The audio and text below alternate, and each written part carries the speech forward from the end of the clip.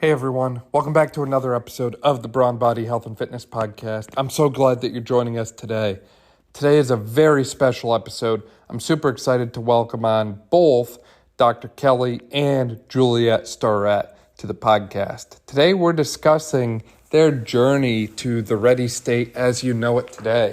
So we discuss everything from how the two met to how the two started in business together and pretty much every step along the way, including Mobility WOD, the Supple Leopard book, and so much more. This episode is jam-packed with all kinds of great humor, insight, knowledge, wisdom, and everything that you need to take your own motivation and ambition to go after those things that you want to pursue in life and just get jump started on pursuing your goals and dreams and ambitions. Before we get to this episode, though, here's a quick word from our sponsor. Kelly, Juliet, welcome to the podcast. Really excited to have you both on today. Thank you so much for having us. We are excited to chat you up. Oh man, we're going to get into all the stories. So many stories. So I know you two started with Mobility WOD a number of years ago, but could you walk us through the journey a little bit of how the two of you started your business together and where this whole thing began? Let me take a swing at this and just say that it didn't start at Mobility WOD. It started even earlier than that. The Mobility WOD putting out content around care was actually like our third or fourth iteration of things that we'd worked on. Juliet was an attorney or about to go to law school, and I met her in Chile in 2000. And I was a kayak rep, and I moved to San Francisco, and we were broke and sort of thinking I needed to go to PT school, and Juliet wanted to be a lawyer. I knew that that was her route. And somewhere in there, when Juliet was a practicing attorney in 2004, and I was a first-year doc student in physical therapy, we discovered CrossFit online. And we had been training together, riding our bikes, racing, kayaking, surfing, paddling. And what we discovered was this really felt like subversive and really dynamic, fun way to train for all our adventures. And so in 2005, we actually opened San Francisco CrossFit, which is the 21st CrossFit gym in the world. We, between Juliet's lawyer salary, which is what she was using to support us, and some student loans, we started a gym during grad school. We had a newborn baby. We had a 1-year-old. And I was in grad school, and Juliet was a first-year attorney. And we were like, you know what we should do? Let's open a gym. So we opened a gym and ran that in all our excessive free time. And we started teaching a course around how to take care of your body in 2008, 2009 to athletes and gyms. And we started to put it out there and started to get some traction. And that led us to really starting the Mobility Project, which was our first shot at social media content besides our blog for our gym. And that was even before Mobility WOD. Well, and if I could just interject with a little bit of color commentary here, to say that I think we'd owned the gym for a couple of years. Let's just say it's been so long ago now, I can't get the timeline exactly right, but Kelly actually did graduate from PT school, and while we owned the gym, he went and worked at a more traditional physical therapy clinic. So, I was working full-time as a lawyer. Kelly was working full-time as a physical therapist. 2007. And we were running the gym on the side. So we had three jobs, three full-time jobs. In fact, in those early days, it was funny. I've always been like the person who ran the business side of the businesses, and then when we would have the gym, Kelly would work a full day, and we would have like a 6 a.m. class, a 6 p.m. class, and then weekend classes. And Kelly coached all the classes at the beginning because we didn't have any coaches. So that's kind of how we started. But he eventually left his physical therapy practice and brought it in-house underneath the San Francisco CrossFit umbrella. And he started just a cash-based physical therapy practice in a container that was lovingly called the Pain Cave. And so he would see patients all day and coach classes, in between.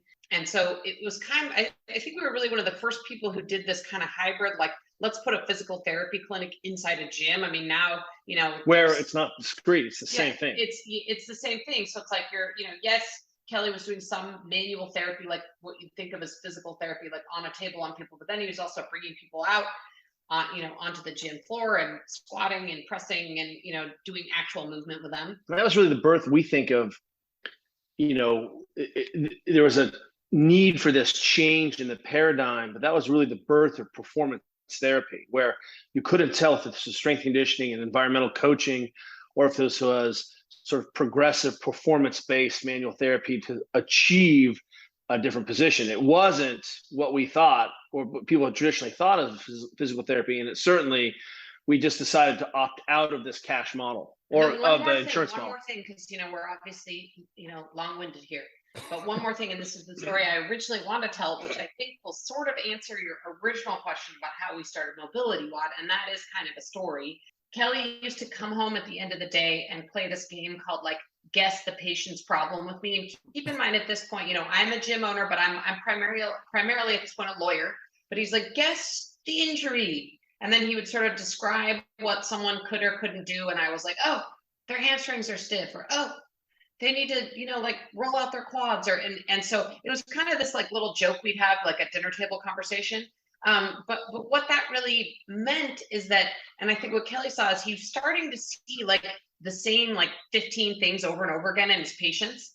And what he really saw was, in most cases, obviously, some of his patients would come in with a real injury, as in a catastrophe, they torn their Achilles or something major like that. But the vast majority of people he was seeing in his physical therapy clinic were people with just sort of what I describe as kind of sort of nagging pain and injury, that he was of the mind they could fix on their own if they just kind of understood how to move and had some simple tools to fix their bodies. So this was kind of his early hypothesis of okay, these people are taking 2 or 3 hours off of work, driving across the city, parking, paying me in cash to see them for an hour, driving back to work. This is a big thing they're doing. It's expensive. It's taking a lot of time out. And they just need interrotation of the shoulder or hip extension. Just need to stretch their quads or something. I mean, it really was, Kelly was seeing, he's like, hey, we've medicalized a bunch of things that just are things people should be working on their living room floor while they're watching TV at night. So really, if I could go back to the true birth of Mobility WOD, I think that was it, was seeing that this was pre, kind of early internet. There wasn't as much information. The average consumer is much more sophisticated today about their body than they were then, but still there's a lot of lack of knowledge and understanding, and people don't realize that there are tools. But man, it was the dark ages back then. So I think that was a really long way around answering your question. I think that was the problem we were trying to solve, in 2010. was what birthed Mobility WOD. I love that long-winded answer, though. And I'm still just trying to mentally picture the two of you balancing 4 jobs between lawyer, physical therapist, CrossFit coaches, and CEOs, and full-time parents. I cannot imagine trying to balance all of that, let alone... Well, let me, one of the things that would happen early on was that, we started to write a book in 2010 too. And I remember Juliet's mom being like, hey, what are you going to give up? You give up your friends, you're going to give up vacations, you're going to give up free time. And one of the things that happened, there were times in our life where we invented this thing called the 10-10-10 at 10, which was, 10 push-ups, 10 kettlebell swings, 10 pull-ups, 10 air squats at 10 p.m. for 10 minutes. And that was literally what my training looked like some days, because, it was a mad dash. The difference is, instead of quiet quitting and just doing the minimum, Juliet and I felt like we had the secret sauce that we could create a community and lives for ourselves. And we were willing to burn it all to the ground in service of creating a life that we wanted to imagine for ourselves. And I think that's really the difference, is that when people have motivation and a vision for what they want for themselves and their families, people go to the ends of the earth to make that happen. And it's really difficult to do that for someone else's vision. So it sounds like the two of you were getting a ton of sleep at that point in your life too, or... Yeah, it was kind of a low sleep period, or at least a poor quality sleep period too. Yeah, I mean, we had a lot of, 4:45 a.m. wake up calls, either because of kids or coaching or, Yeah, you name it. I mean, cut us in half like trees and count the rings. There'll be a skinny ring. Like there was a forest fire years. We talk a lot these days about sleep because we're obsessed with it, always have been. Even when we weren't able to get any, we knew. But we basically tell people, we're like, hey, look, there's a lot of sleep recommendations out there, but like, if you've got a kid under the age of 2, like, give yourself a free pass, man. Like, it sounds Control like what you maybe can you have control. little kids, but like, I do feel like there's going to be this period of your life when you have little kids, under 2, under 3, where your sleep is going to be really disrupted. And you just have to sort of accept that, like, this is going to be a passing phase, and humans seem to have, survived past that for the millennia. But yeah, I mean, I think that's a time in your life to give yourself a break and maybe, don't worry about tracking your sleep and making sure your heart rate variability is perfect and, like getting the right number. You get a little free pass in there when you have little kids. And that really gave us, I think, a lot of perspective about, here we are, end up working in very, very high performance environments across all professional sports, the Olympics and branches of elite military and, Fortune 500 companies. And we see everyone who's like the best of the best and how they're doing the best of the best. And those people often exist in these little microcosm bubbles where, you can't tell a working mom with 2 kids to like write in her gratitude journal and meditate in the morning and, optimize. And so and I think that time was really important for us because we became really actual realists about how does this fit in a meaningful and sustainable way. There was a time where I think I did a blood panel and I had to report how much coffee I was drinking. And so I circled one of the levels and it said, I got on the phone with a person kind of talking about my blood panel. And she said, oh, it says here you have 1 to 2 cups of coffee a day. And I was like, there's no hyphen. And she was like, what? You have 12 cups of coffee a day? And I was like, yeah, that's 3 20-ounce Americanos. Like, from Starbucks. That's not that crazy. You should see my crazy friends. But that was how I was keeping myself along. And I think the flip side of us understanding the realities of trying to manage and control what we could control was the idea also that we understood you cannot do it forever. And so that there are these moments and times in your life where, you don't have to not sleep and then eat all the sugar and do all the drink all the alcohol and be a stress case. You may need to say, well, hey, in this time where I'm not sleeping at all, I'm going to control the sleep the best I can. And I'm not going to do anything else to disrupt that sleep, like do a bunch of drinking for self-soothing. I'm going to have to find another way to make myself feel better so I can, black out. Right. And you mentioned before, you're able to find a way to fit those healthier lifestyle habits like the exercise into your crazy schedule. And it sounds like all these chaotic moments in your early career and getting set up have really molded and shaped what the Ready State is known for today, is taking these essential things that should be part of everyone's daily life and everyone's health practices and finding a unique way to make it work for them given their schedule and their current life situation. Yeah, I think you're right. I mean, I think one of the things that, we are really obsessed with is accessibility for everybody. And I think one of the challenges that we have in the fitness business, and I'm not sure it's actually true, but it appears to be true on the internet, and that is that a lot of people in the health and fitness business, like at least Instagram makes it look like, man, they have time to meal prep and do 3 hours of workout and ice bath and sauna and get some body work done. And I think the average person sees that and they're like, okay, yeah, of course they can do all that. Like, that's what they do during their day. But like, hey, I'm in front of my computer 8 to 10 hours a day and maybe commuting and making dinner for my kids and getting them off to school. Like, most people have these very small windows of time to get some things done. And I think, we've been focused on saying, like Kelly's been saying for years since the birth of Mobility Walk, like, man, 10 minutes a day, like you can actually really some input into your body in just 10 minutes a day. And so that's a big value for us. I mean, I think we want to acknowledge that people don't need, they don't need to be told that they need to add on some practice that cuts into their sleep and cuts into their family time and or is totally not doable because it just takes so much time. Right. Well, all of these things are stressors on your daily life, right? And I think if anyone knows what a stressor is, it would probably be the two of you based on what you explained that early life was like. And if you let me just add that I would take that those early they were simple. It wasn't complex. Now we have two teenage daughters in high school and employees, and there's a time where the Ready State became two businesses, and we had the gym and Ready State. We were running. Juliet was the CEO of two corporations. What I'll say is it felt like a lot then, and it was, but the idea was that we learned actually how to negotiate tricky seas. We learned how to stay connected. We learned how to play. We learned how to take our moments. And we've actually been able to add a degree of difficulty. So while maybe the volume of the fire hose is down, the degree of difficulty of the things we're doing is much, much higher. And that's really what we're trying to do is say, hey, look, you've got to learn how to manage these times because you're going to be stressed. Bad things are going to happen. Deadlines are going to come up. How are you coping with that? Smooth seas don't make great sailors. And, we always say, it's really easy to be, really good at your job. Can you be good at your job when you are a parent? When you have another additional stressor in there?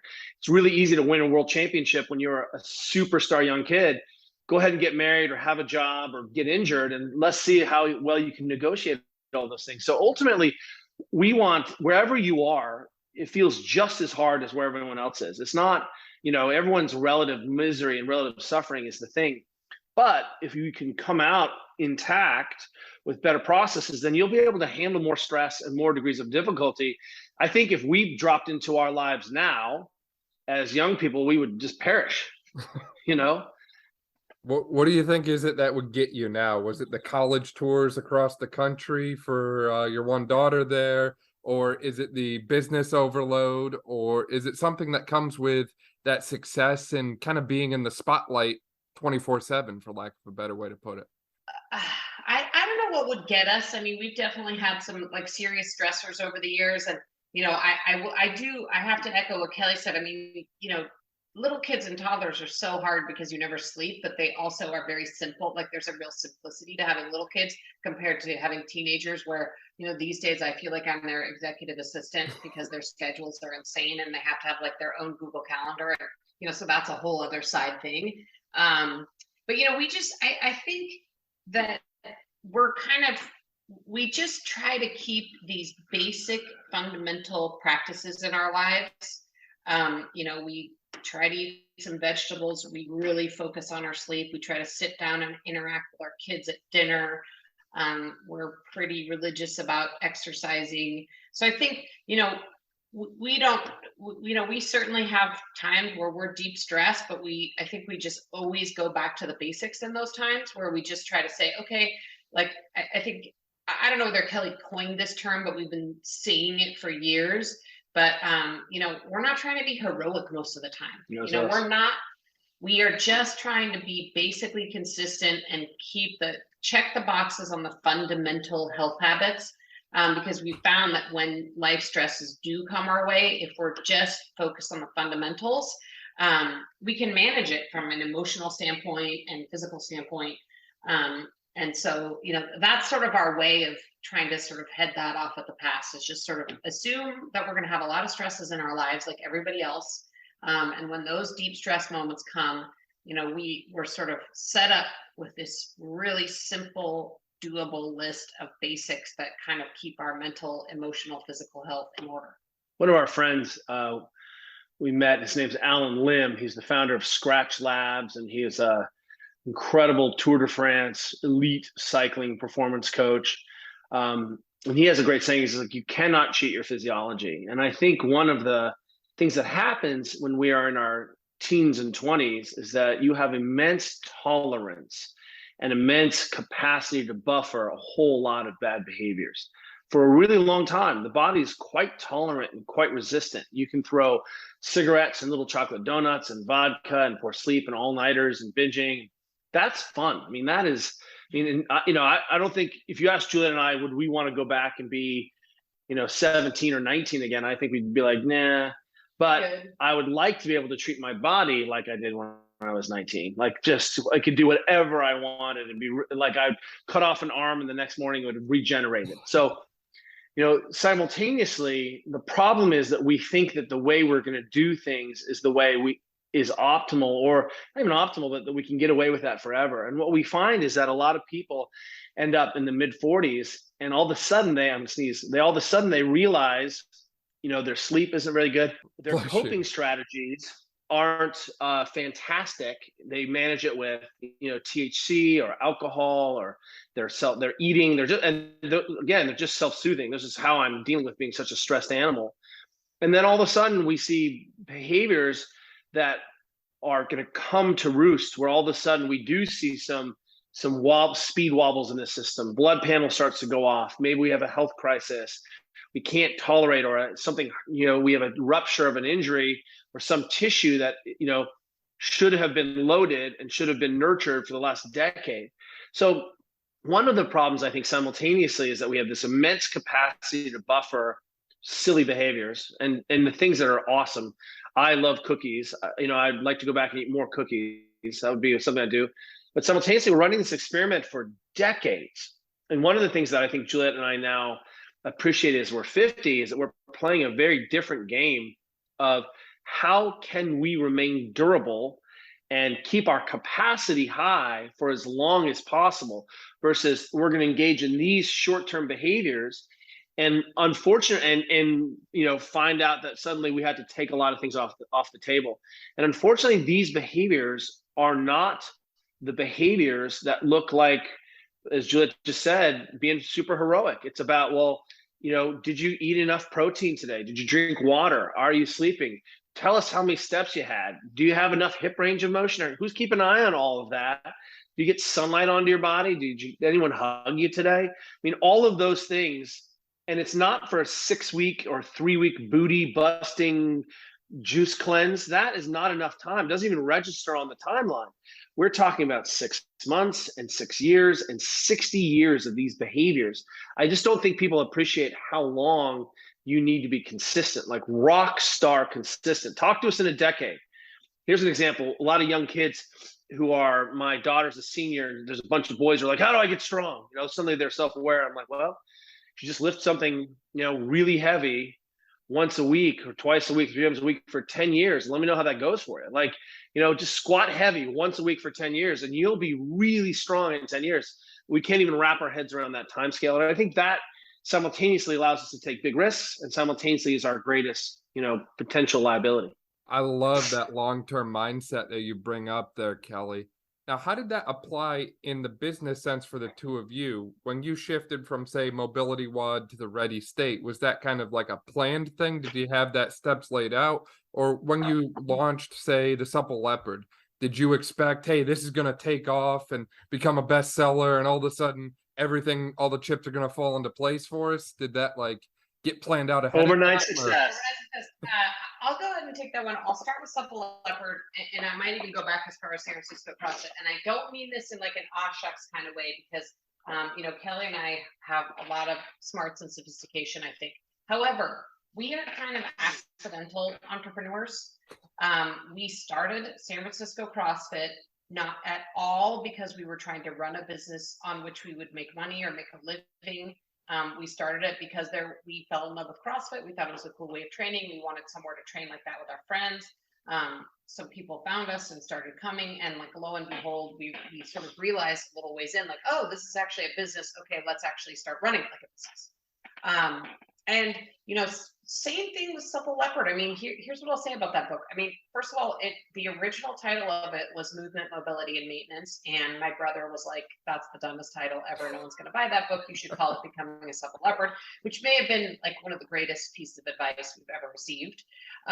So, we were willing to we had this idea, and we were willing to take a big risk on the title. I mean, a lot of publishers would not have greenlit that idea. That would have been way too much of a risk, but our publisher was like, dude, let's do it. Supple Leopard was our, something that we talked about in our community about being supple. But I mean, here was the advice we received, and the advice we still give to people to this day is that you should basically never write a book hoping to make money.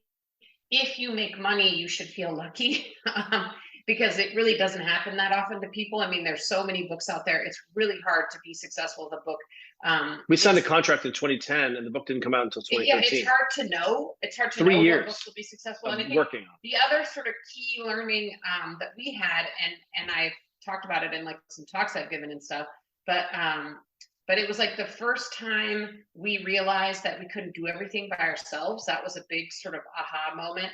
And there's this book out now that I love called Who Not How, and it's like this idea that when you are either having resistance, procrastinating, or if your first question as an entrepreneur is how to do something, you actually need to reframe that as who is going to do this, because in most instances there's someone who's going to be better at it than you.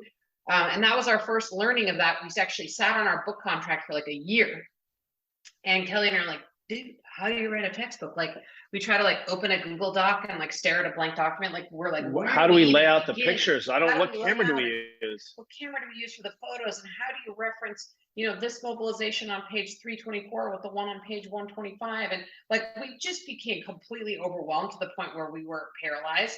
And that was sort of our first like big moment of realizing like, we can't do this by ourselves. We need help. So we brought on Glenn Cordoza, our co-writer.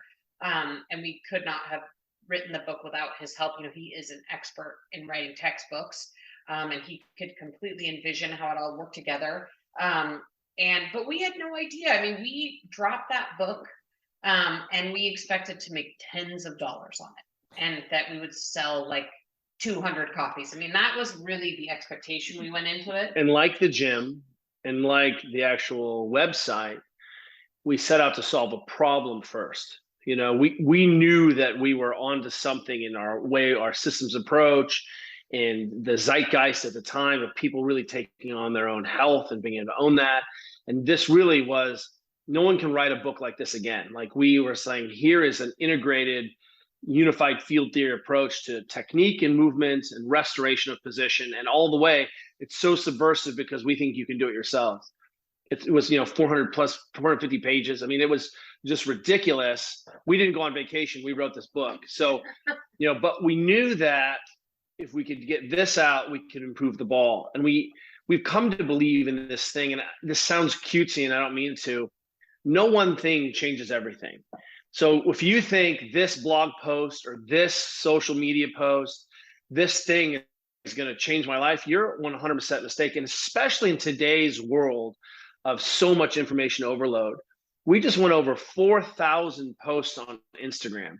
So if you're like, oh, I'm so fatigued, what am I going to talk about? Wow, the Ready State has 4,000 posts on Instagram. Look at how many videos we put up on YouTube. It's insane. We have been at this since 2010, posting, writing, telling, serving. So now I want to reshift this for everyone and to say that everything changes the one thing. So, we have a blog, we have a podcast, we have a newsletter, we have, we put daily content out. Like, there's an ecosystem that we've created because everything is important. And yes, that means an extra order of magnitude to kind of get it done. And of sophistication. I would just like to take on the second part of your question, which is the transition to the Ready State. And I can't tell that story without going back to the creation of the name Mobility WOD, which at the time, Kelly was like the most clever person on earth, because WOD is obviously a CrossFit term, workout of the day, for people who don't know. So we were familiar with doing the WOD at our CrossFit gym. And Kelly's like, hey, so wow, I'm so clever. I'm going to take this word mobility that I've already popularized. And no one was using the word mobility. It didn't exist in the vernacular. No one worked on mobility. Yeah, it's funny. Everybody's now like, I'm going to go mobilize. And I'm like, wow, do you know that like you say that because of Kelly Starrett? Like, I don't know. So anyway, Mobility WOD, we were like high-fiving each other, and we're like, we're so clever. We're the first WOD anything. Whatever. And then, after we monetized our site and turned the Ready State into a real-life business, which we didn't start off to do also, by the way, or Mobility WOD at the time, we just, what we realized is that what we did at Mobility WOD was a lot bigger than mobility videos. And that name was really kind of limiting us. We needed something that was a bigger umbrella because, already by 2014, we had our subscription model. We were teaching courses to professionals and athletes all over the world. We were selling some like products, and we had other kind of peripheral courses and stuff, but we were doing a lot of different things. And then also underneath that, Kelly was speaking and consulting with professional teams. We just had a lot going on under this umbrella, and Mobility WOD kind of felt like it was a limiter in terms of a name, especially for new people coming into our orbit.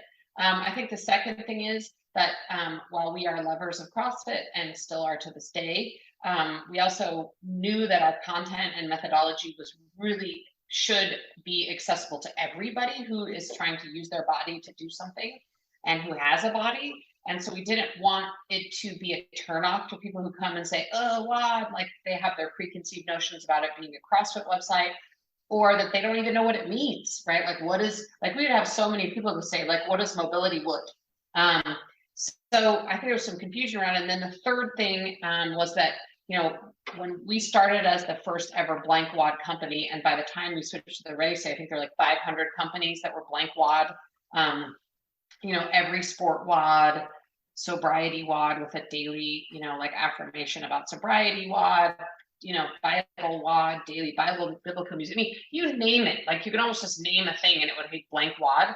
So we just felt like there was just too much confusion in the market.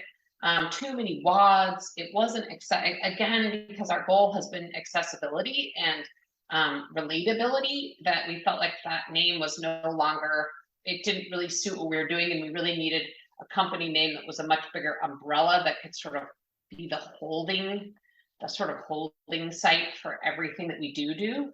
And by that point, we had started our podcast and already called it The Ready State. So The Ready State was a sort of familiar title to some of our audience already. But I will say it took us 2 years to execute we pressed play on the rebrand in September 2019, but it was almost 2 years in the making. It actually is a funny story because Kelly's like, let's do this, let's rebrand. Okay, go. And I was like, I don't think you realize, Kelly, like the 5,001 little things one has to do to rebrand. I mean, it's all the way from like changing your name of your corporation to letting all these agencies know that you've changed, to obviously all the front facing stuff like your website and your branding. And, so it's just a lot. So it took us a couple years, and we also used that as an opportunity to sort of re-envision our product. Up until that point, we were offering kind of daily content, and we really sort of repackaged it into what it is now, which is a product called Virtual Mobility Coach. And we have a really cool app with a mobility test. So the rebrand kind of gave us an opportunity to say, okay, hey, like we've been in the world for a little while. We need to re-envision, like what kind of content people really need, what they've been asking for. And we repackaged it into, a now ever evolving product where people can come and do follow along videos or fix their pain or warm up for their sport. So we tried to create like a really comprehensive place where people can take care of their bodies and learn how to take care of their bodies, and learn how to move.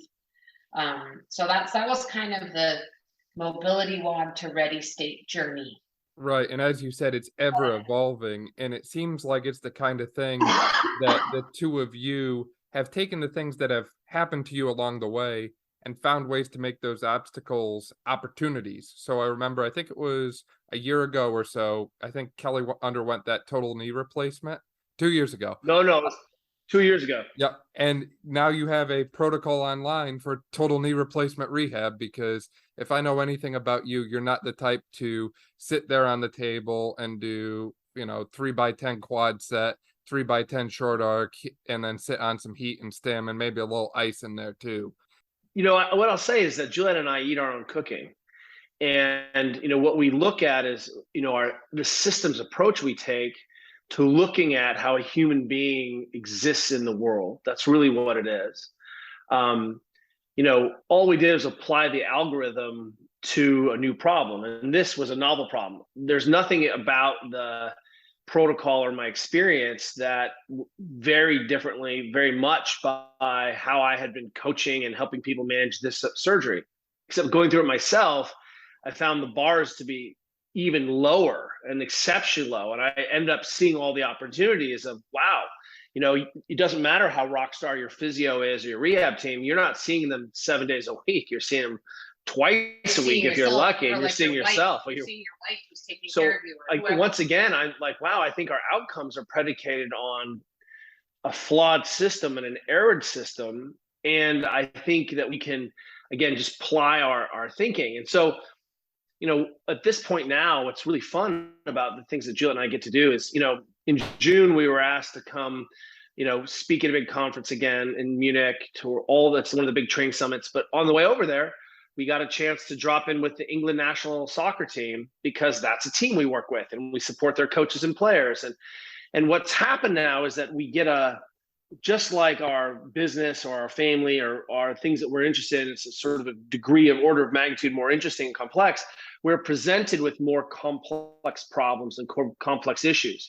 How do we help an organization stay healthy? How do we help this company stay healthy? How do we help the army stay healthy? How do we scale these things? And that really, I think, is where we are right now, is saying, hey, we really feel like we've got something that is as good as anything else out there in terms of giving people the tools to self-care and to self-soothe, but having that be scalable and replicable and cut through the noise, so that we can say, hey, we have the greatest thing that's really inexpensive. I mean, our subscription model is pretty amazing, that for $15 a month, we can show you pretty much how to manage complex pain problems, breathing, range of motion issues. You want to decrease your muscle soreness and session costs from the training. You want to manage surgery pain. That's $15 a month. And what we've done is try to get to a place where we can say, hey, look, we think this is stuff that everyone needs to know at an affordable level.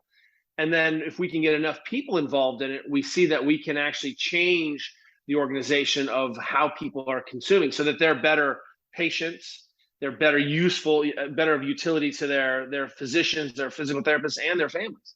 I think I would add too, on the whole the surgery, Kelly's surgery protocol, is I think the other mission we have too is to kind of demystify. We both had a bunch of surgeries, unfortunately, and one of the things people have said to us is, oh, well, we're not like you guys. You guys heal really fast. Like, you guys are superheroes. And we always think that's so funny, because we're like, actually, no, we're not. And in fact, everyone's healing time is the same. Like, the human body, like, no one heals faster than, it's like no one heals faster. Yeah, you either heal at the rate of human being or slower. Right. So and so we always think that's kind of funny. And, the only difference is that Kelly and I have access to knowledge and tools. And so in some ways, that does help us make sure that we're healing at the normal rate versus at a too slow rate. I mean, we are able to stay ahead of that curve. But what we want to do is just really demystify this. Like, I can't emphasize enough, like, people go through so many surgeries, and they, maybe luck out to get to see their physical therapist once a week. Well, what are they doing for the other 7 days of the week? And, who's giving them advice about what to do? And it turns out no one. And so we wanted to say, hey, look, like, we have a lot of tools and knowledge about how you can make what is generally an unpleasant experience, which is having surgery of any kind, and you can try to make the recovery as smooth and steady as possible, and you can get back to doing what you love. And that's really the goal, is just like, hey, this worked for us.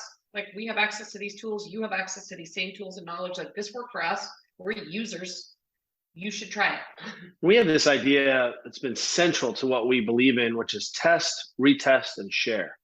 So one of the things that's, one of the reasons we started our podcast, for example, is so we could get rich competing against all the other podcasts. Was just about that, right? You're like, we had 100%. Tens of dollars.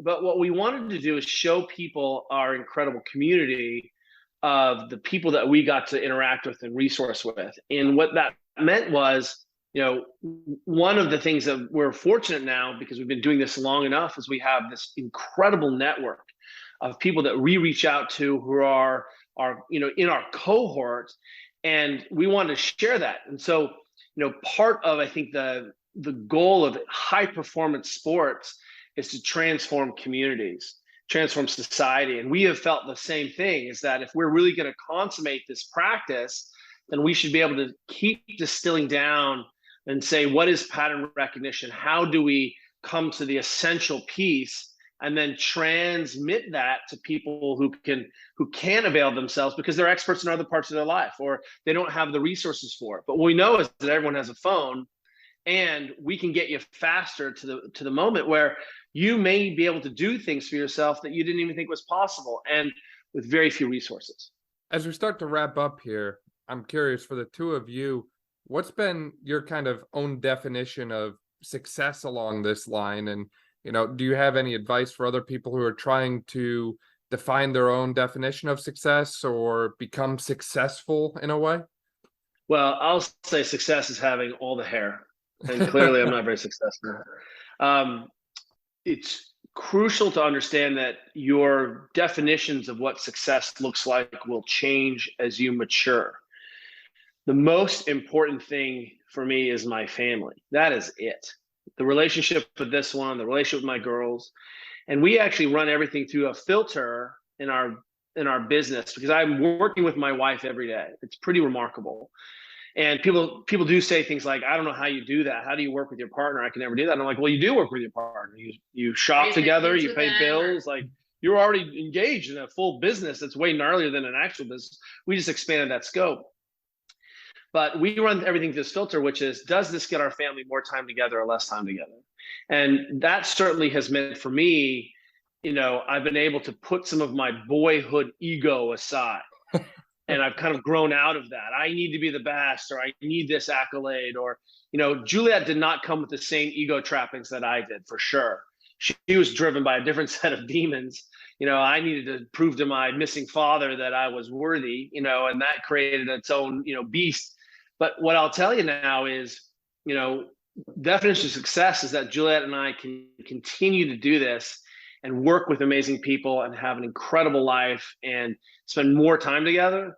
That's it. And if anything else happens around that, it's a side effect of that primary mission. Yeah, I mean, I would, almost mirror that exactly. I mean, Kelly and I are not the kind of entrepreneurs that have set out to get rich. Business. We've completely bootstrapped our own companies. We don't have investors, advisors. We're not on the venture capital runway. And we really did, I'm not exaggerating when I say we set out as sort of accidental entrepreneurs in all our cases to solve problems or actually try to help people. And so, as long as we're clear with that mission and those values, and that we are financially stable enough that we can pay our mortgage and maybe one day retire. I mean, I'm not saying money's not a factor. We do need to make money, but man, we're not trying to have some crazy exit and grow our business exponentially to get to an exit. We really actually like what we do. I drive a 9-year-old truck, and we like who we work with. I mean, we have a staff of people around us that we really enjoy working with, and so we try to kind of create this life that we enjoy living on a day-to-day basis. We want to enjoy each and every day. We don't want to have some goal out there, and many entrepreneurs have this exit as their goal, and that's their definition of success. And if they don't reach that, man, to me, it's if you don't like actually running, then don't go run a marathon because you're not going to enjoy the process. So we really enjoy trying to solve all the day-to-day big and small problems that arise when you're a small business entrepreneur. There's many of them. We do a good job solving some and a bad job solving others. But we're always trying to kind of keep the ball moving forward. And, we just really do enjoy the process. And I think that's, for us, that's enough, and one day we'd like to retire, but right now we love doing what we're doing. So, for us, that's the definition of success. And we're not beginners anymore. Thank God. We were finally intermediates, we're still intermediate beginners. We're advanced beginners where we now have a seat at the table and some chops. Now it's actually time to work. I suspect that a lot of people get to this point, if they're lucky, and then they're burned out or they've self-sabotaged. I mean, we can't, one of our at-home mantras is the glacial pace is the breakneck pace. I sound like I have a bunch of quotes, but it's hard to build a life from scratch. When we moved to the city, we were broke. Juliet, I remember being hit up by a homeless person at the bus stop, and Juliet's like, "Hey, I'd like to help you, but all the money I have right now, I borrowed from the government. I'm broke."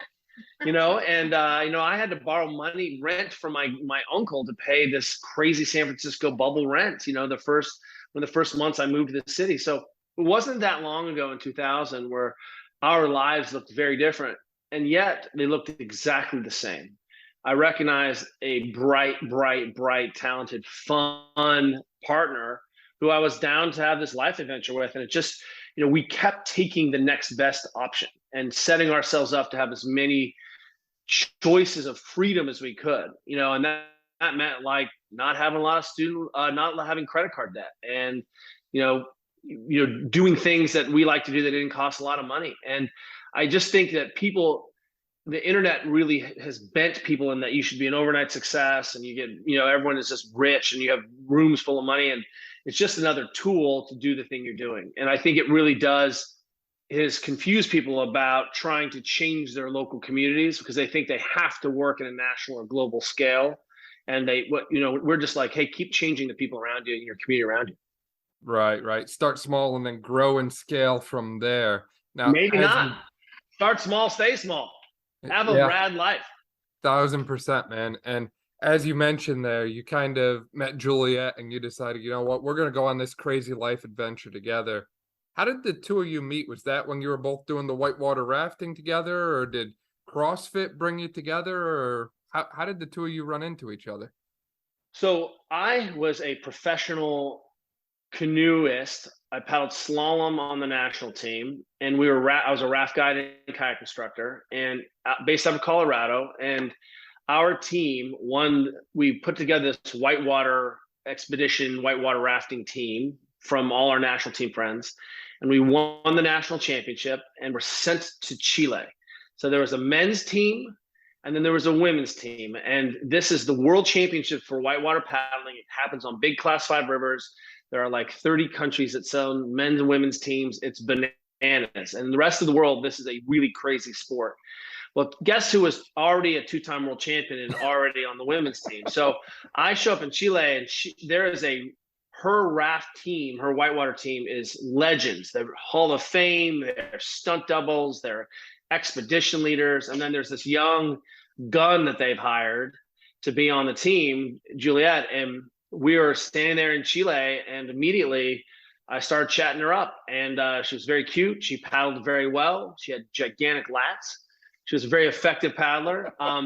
And I remember chatting her up and being like, so what's your plan? And she was like, well, I just applied to law school. And I remember being like, wow, you can go to law school and you can paddle like this on this class 5. And a little bit like the Olympics, it's a week-long competition through multiple events, and serotonin is high and death is real. And I mean, if you really want to find out who your partner is, take them to the world championships and watch them compete on something that might kill them.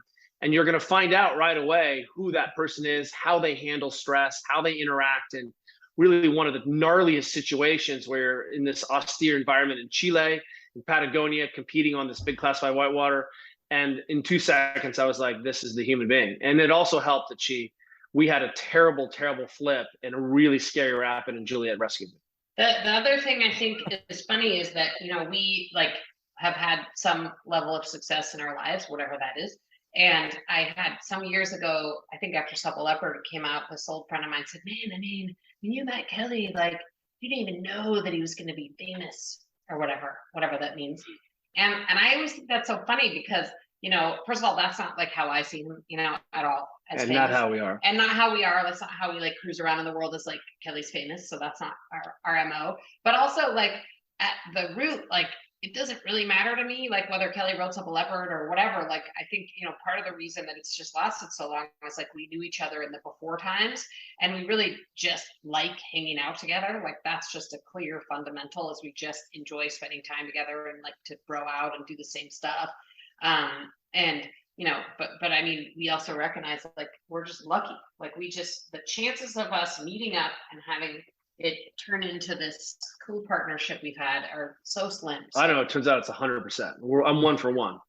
Step 1, be good enough to go to the world championships for the national team. Step 2, you have to do the same thing. And really, I think, if I say, the goal is to spend time with Juliet, what I mean is I want to ride my bike with Juliet. I want to paddle. We just did a 6-day self-support river trip on the Green River in Utah. Juliet is my number 1 training partner. She's the person I've been skiing the most with. She's the person I like to backpack with. It's all for us about how do we spend more time together. And that means we like the same things and do the same things. So it helps that, Juliet will track her macros. She's into that. and also likes to deadlift. That's super hot. But also, like, it is so fun to go have these adventures. And I think our relationship was born on this international adventure travel.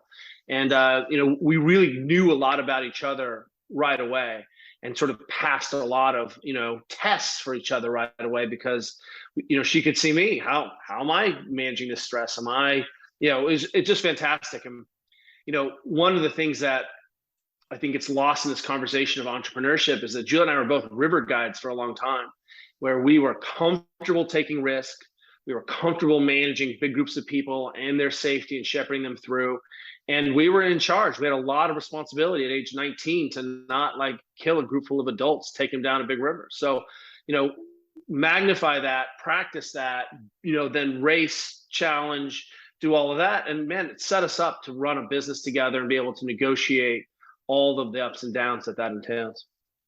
I love that. I love that. Taking those past experiences together and using them to build successful business and successful life together. The two of you are clearly crushing it. For people who want to find out more about the two of you and stay up to date with everything you're doing with the Ready State, where can they find you? Well, we are on the internet at thereadystate.com. The social, also most of the socials at the Ready State. We're on TikTok at _Ready State. Yes, we're on TikTok. That's a whole other side conversation. We're too old for TikTok, but we're on there. And if you want to get a little bit of a glimpse into kind of the behind the scenes of our life, you should follow me at Juliet Starrett.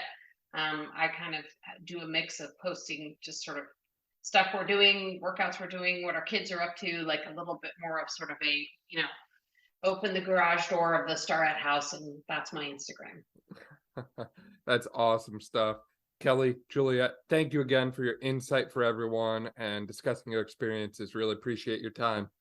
Thank you so much for listening to this episode of the Brawn Body Health and Fitness Podcast. If you liked this episode, please make sure to share it with a friend, subscribe so you don't miss any of our upcoming episodes, and leave a review.